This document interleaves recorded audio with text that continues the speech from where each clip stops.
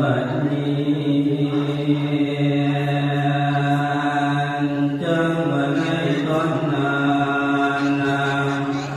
ละดูดาวกับของเก่าตัวเมื่อยามละดูดาวตะพังเท่าก็มาชัวตาพังไปหาชัวเขาให้ทันจะยิ่งใดเอาทิ้งเขาใส่ถุงตัวต้องมีเงินใส่เป็นเงินไทยประมาณ400 บาทในใน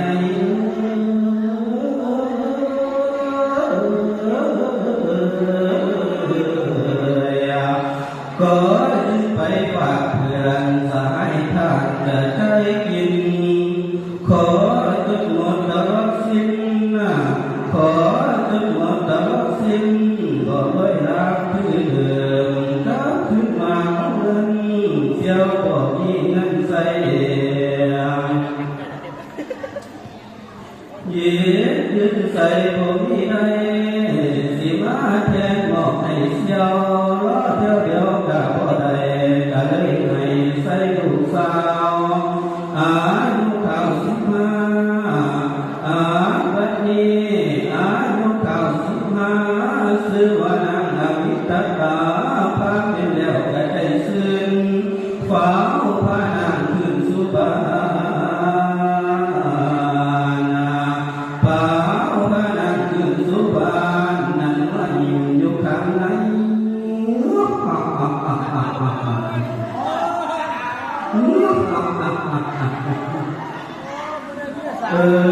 ยังไปใส่ใครก็เอิ้นว่าพ่อใหญ่มาแต่ใส่แม่ผู้ใดบ้านน้ำเมียสาวน้ำน้อยสั่งมันคอยแก้วแล้วมันมีสีสันข้าวนั้นเด้อตะพังมองตกคอยว่าเมียน้อยกูตัว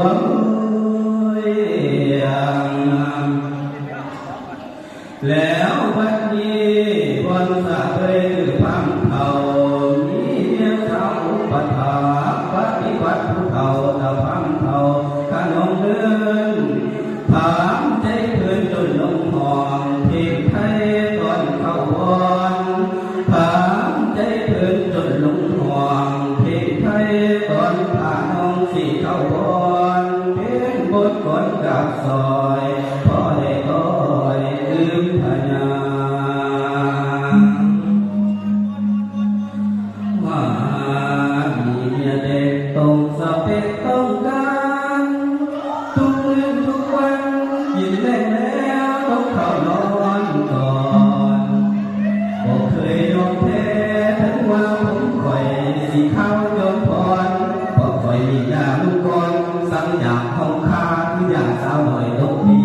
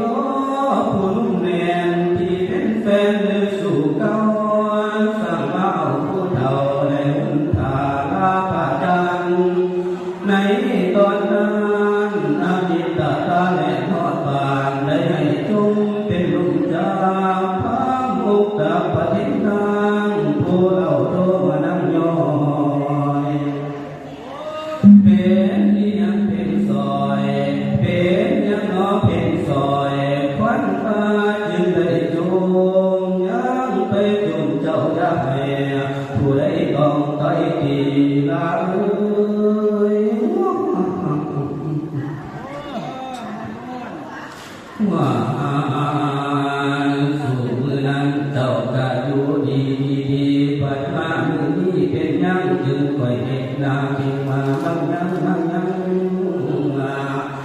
ไปเห็นยังอีแก้วลือน้ำลือไว้แก้วลือไปโจมไม่สวดไม่หนวดตัวไล่ใส่มืออีแก้วลือน้ำ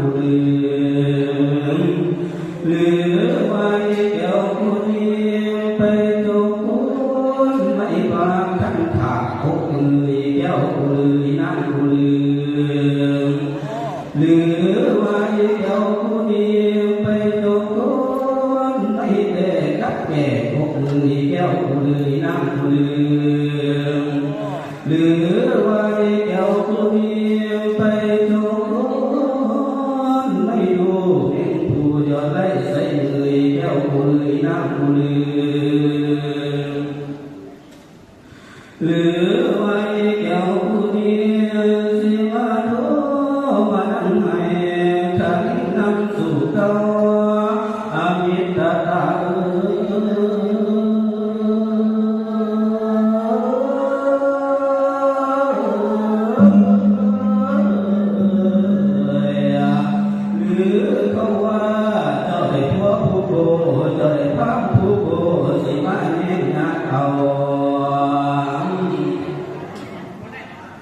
ในตอนนั้นนางอมิตาตาก็จึงบอกจากก็พวกพามว่าจะใครตันก็พามันคนเท่าว่าอันว่าที่เจ็บนั้นจะบ่ได้กอดอันว่ามีวันนั้นจะบ่ได้พักกุณาเขาได้กุณาเขาดีกุณา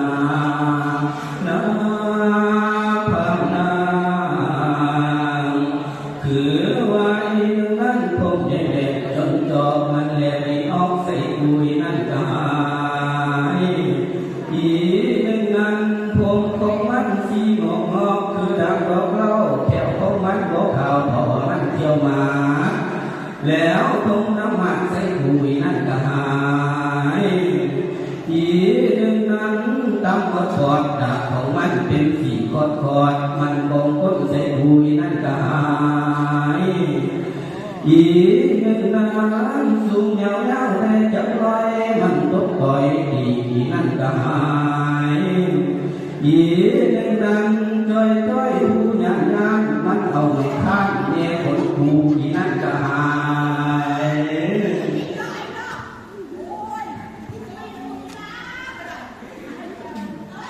อีนึงนั้นปากเป๊ะหน้าของมันเละบอกขาวมันจะเอาลงแล้วดึงผมผู้หลักแก่นั่นจะหายอีนึงนั้นเขาสั่งคุณแม่ว่าแล้วแย่คนดูนะว่าแล้วแย่หูน้ำอีนั่นไม่หายอีนึงนั้นโตก็มันดำมันดักน้ำตกคนน้ำอีนั่นจะหายโอ้สวัสดีพี่น้องหลายปีแต่มาลงคนเดียวอีนึงนั้นข้าวของมันคงแม่บรรดาพ่อแม่ของกูอีนั่นก็หายอีนึงนั้นสูงแม่พอประมาณนุ่งของมันสีงานมันดีตาพันล้านมันเอากำฟันฟัดดังอักโอ้จนผู้สมัครทั้งหลายนั่นเห็นหายอีนึงนั้นเขียนสีลายขาดคนเนจักหน่อยมันด่ากูบ่เห็นค่อยปล่อยแล้วซับมากอบกูน้ำอีนั่นก็หายอีนึงนั้นนามันใครกูมันด่ากูจนจะบ่จักแนวสิเว้าอีนึงนั้นตาของมันใหญ่พอปานตาของเขาอีนั่นก็หายอีนึงนั้นเวลามันเว้าโศกแก้วสีแผ่อีนั่นก็หายอีนึงนั้นพาไปไล่พัดมาพัดลากูว่าอีหายหง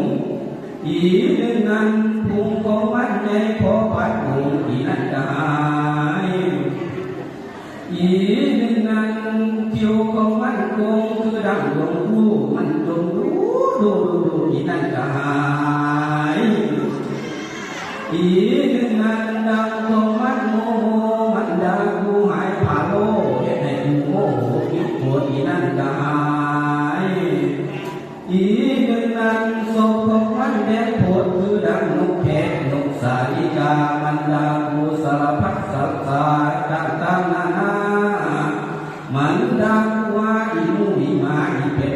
อีหากินตับอีหากินไตอีหากินเครื่องในโอ้นางนั้นจะตายทำไมจมเก่งเนาะ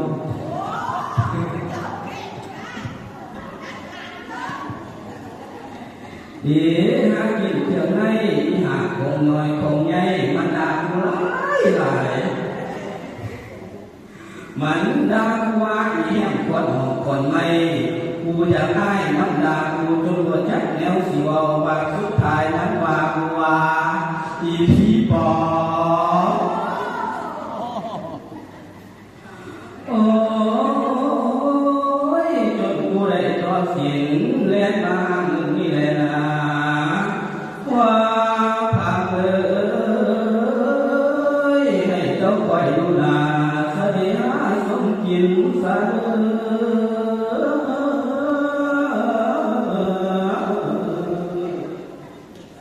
จังว่ามืออื่นต่อสิไปนาเจ้าก่อนไง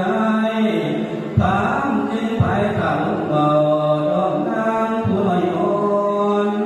ว่ามิตรตา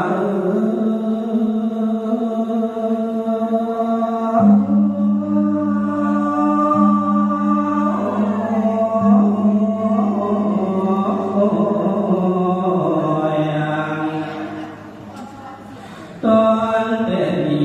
อันว่าพอพบเขาได้รับนามไอสิเต้าตัดเทียงรัวได้ฟื้นไอสิหามาให้พบไอเครื่องคำหอนอมิตรตาจับดังก็ให้นางสุขดูสางถ้าเป็นแต่ตัวนางอมิตรตาก็จึงว่าจะก็พวกพามว่าจะได้การต่อพระมโนเทวางที่พังเลย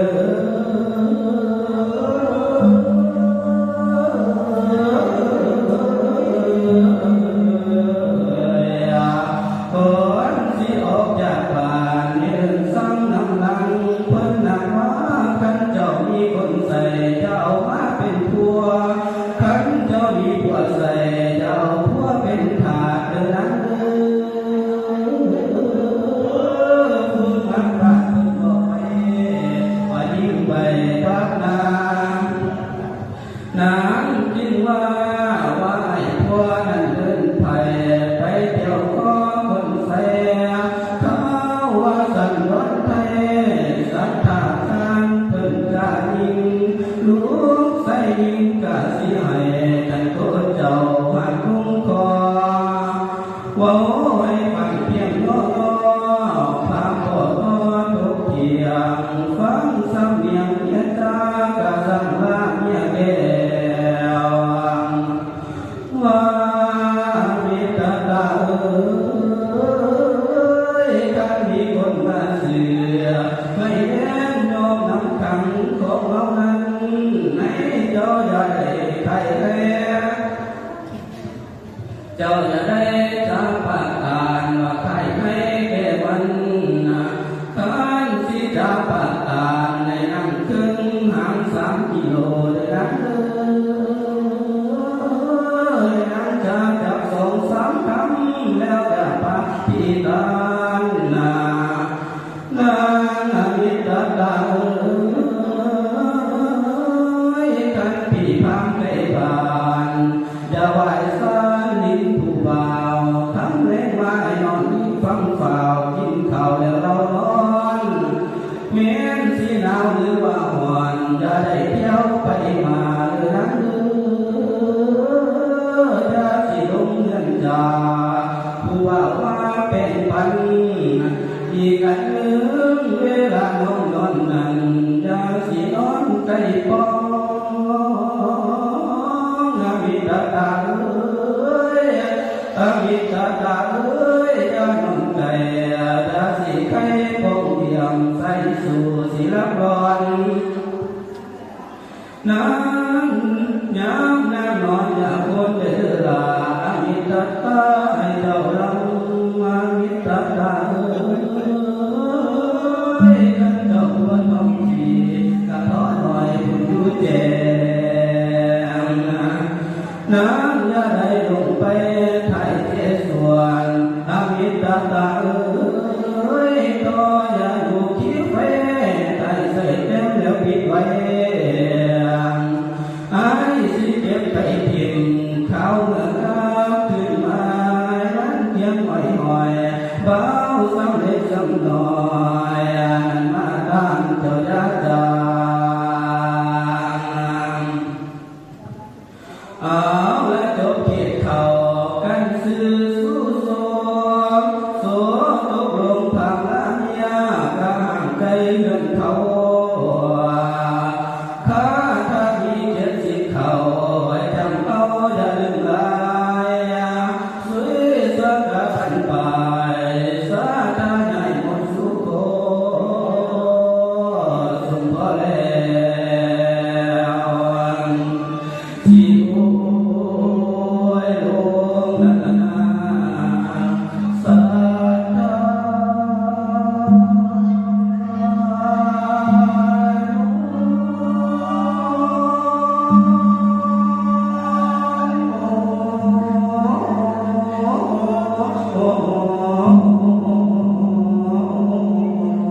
มาโนสาธุตับตามเท่าได้เมียผู้สาว